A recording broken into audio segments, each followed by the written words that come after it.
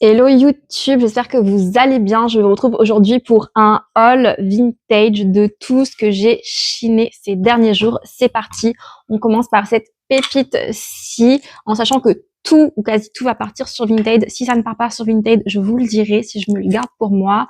Cette pièce-là, par exemple, je pense me la garder pour moi. On est sur une veste matière tweed avec empiècement vinyle de chez Morgan. Franchement, je la trouve très belle. Je trouve qu'elle fait vraiment très pièce de créateur. Ensuite, ce cardigan-ci maille chenille, la couleur, elle est incroyable. C'est un étame vintage avec la petite broche oiseau là, vraiment très cute. Ce pull beige col V de la marque Burberry. C'est un Burberry vintage, il me semble, puisqu'il y a le S à la fin, ouais, Burberry's. Il y a des petits défauts, par contre, sur le pull. Donc, bien évidemment, je le mettrai en description sur Vinted. Cette pièce-là, qui est une pièce de chez Zara, mais qui fait un spi vintage. On est sur un pull t-shirt yellow butter, vraiment très beau, en parfait état. Je pense qu'il a très peu été porté. Ce haut vintage made in France qui fait, je trouve, très années 90-2000. Il a un côté un peu brillant qui fait un peu haut bijou. Franchement, j'aime bien le style.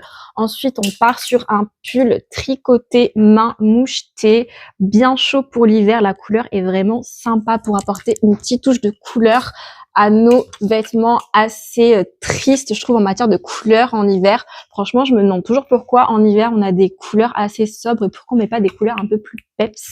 Mais bon, ce pull-là, par exemple, c'est parfait si vous voulez avoir un côté un peu plus fun en hiver que toujours être habillé en noir, gris, marron.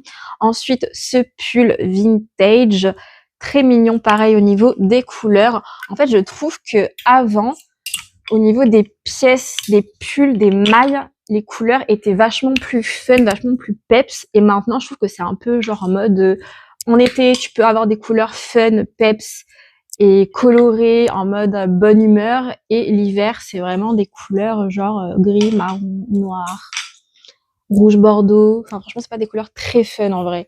Bref, cette pièce-ci, donc on est sur une veste Carhartt.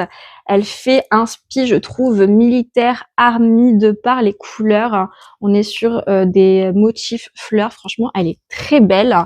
Ce trench couleur olive vintage, très beau, très qualitatif, basique pour l'automne. Qui n'a pas de trench dans sa garde-robe, s'il vous plaît, pour l'automne? Franchement, tout le monde devrait avoir un trench en automne.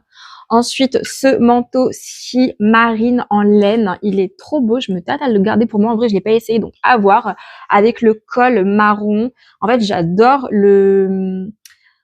la différence entre la pièce, la matière de la pièce et le col. J'aime bien quand, par exemple, il y a des cols en velours côtelé, en cuir. Vous voyez que ça fasse un peu une veste esprit, je pense, chasseur. Ça se dit comme ça.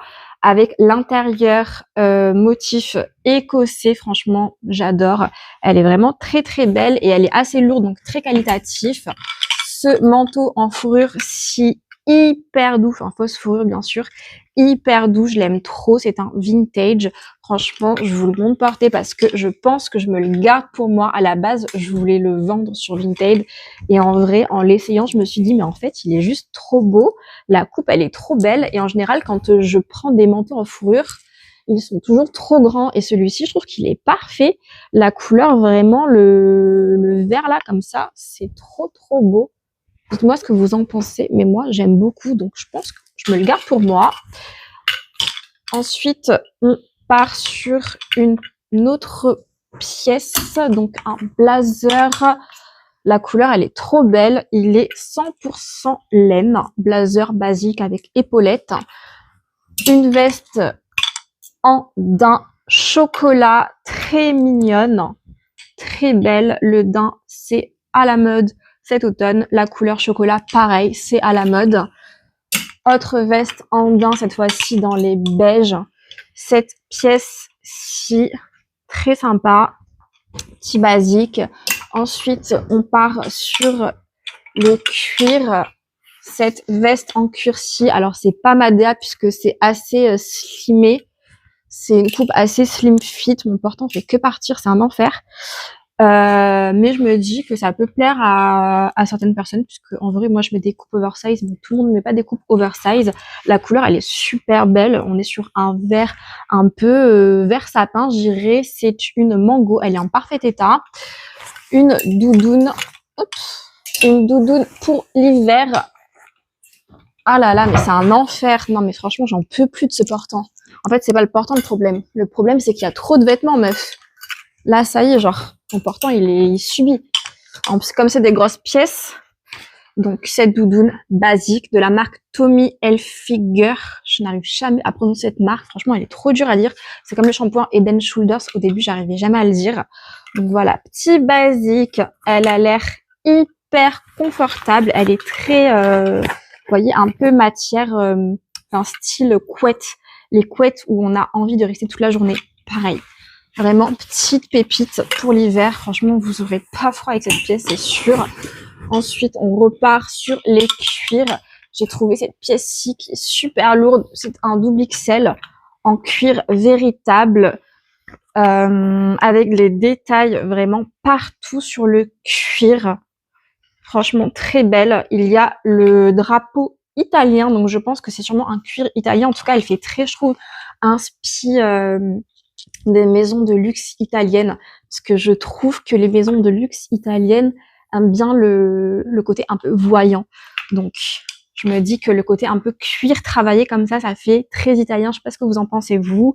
En tout cas, elle est vraiment très jolie. Seul petit hic, j'avais pas vu quand je l'ai acheté, la fermeture éclair est cassée. Donc, il faudra la changer, mais sinon, elle est en parfait état. Elle a aucun défaut au niveau du cuir. Ensuite, cette pièce-là, j'aimais bien la couleur parce que c'est une pièce qu'on voit souvent dans les couleurs noires. Là, on est sur du gris. Franchement, elle est trop belle. Elle est bien lourde aussi, donc très qualitatif. On est sur une pièce vintage. Je l'ai pas essayé, mais à tout le monde, si je l'ai essayé, j'aurais envie de me la garder pour moi aussi. Donc, est-ce que c'est une bonne idée que je l'essaie? Je suis pas sûre. Autre pièce en cuir vintage. Elle est très belle, celle-ci.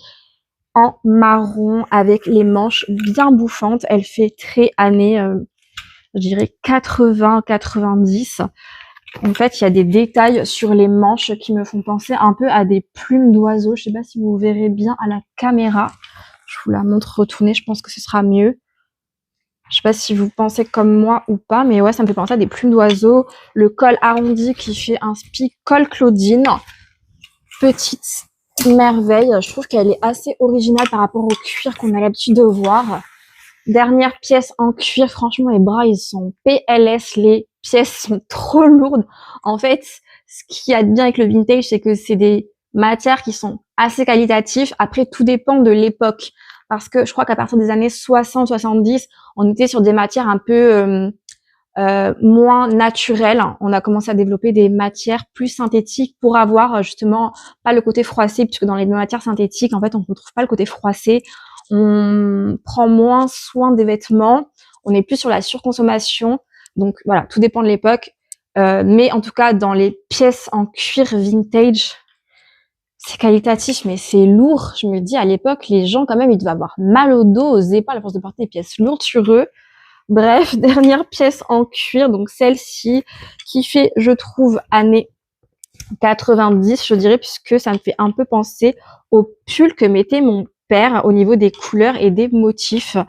Donc, pièce de couleur chocolat, les fermoirs vintage. Je ne sais pas comment s'appelle ce genre de fermoir. Par contre, il faudrait que je me renseigne un jour. Voilà, petit cuir, vraiment, je dirais basique. Enfin, c'est le basique des années 90. C'est le basique cuir vintage, en tout cas. Très beau. Parfait état aussi. Alors, on part sur un manteau. Alors là, c'est vraiment pas ma DA, mais je me devais de le prendre parce que c'est une marque qui est extrêmement coûteuse. Alors, si je la prononce bien, je vais essayer de lire pour pas l'écorcher. C'est la marque Geo Norway. Je ne sais pas si je le dis bien, très sincèrement. Parfait état. Je pense que ce manteau, il a quasiment jamais été porté, voire même jamais porté. Il est quasiment neuf. Et sur le site internet, j'ai vu que les manteaux comme ça, c'était à peu près dans les 300 €. Donc franchement, je me devais de la prendre. Elle va partir sur Vinted. Et si jamais une personne qui habite dans des pays un peu nordiques ou dans le nord, qui a besoin d'un manteau pour se tenir au chaud l'hiver, passe sur mon Vinted, et ben c'est pour cette personne-ci. Ensuite, 2 dernières pièces. Donc on part sur des pièces totalement différentes. Cette fois-ci, on est sur des pantalons en cuir. J'espère que vous m'entendez bien avec le micro parce que je fais un peu de bruit en remettant les vêtements sur cintre, enfin les vêtements supportants, déjà sur cintre. Donc 2 pantalons en cuir. Celui-ci de chez Zara, coupe oversize. Et celui-ci, donc la même DA de chez Mango, un peu plus travaillé. Celui-ci, je me le garde pour moi. Voilà pour ce haul qui a été plus court que l'autre. J'ai essayé de faire plus vite. J'espère que ce haul vous a plu. Je vous retrouve bientôt pour des hauls vintage de ce que je chine. Vintage ou pas d'ailleurs, parce que vous voyez là, il y a des pièces qui sont quasi pour la totalité toutes vintage, mais on a aussi des pièces qui sont assez récentes. Donc voilà, je vous retrouve bientôt pour des aussi outfits of the day de ce que je porte pendant une semaine complète. J'aime bien faire ce genre de vidéos là et je vous fais de gros bisous en attendant de vous retrouver.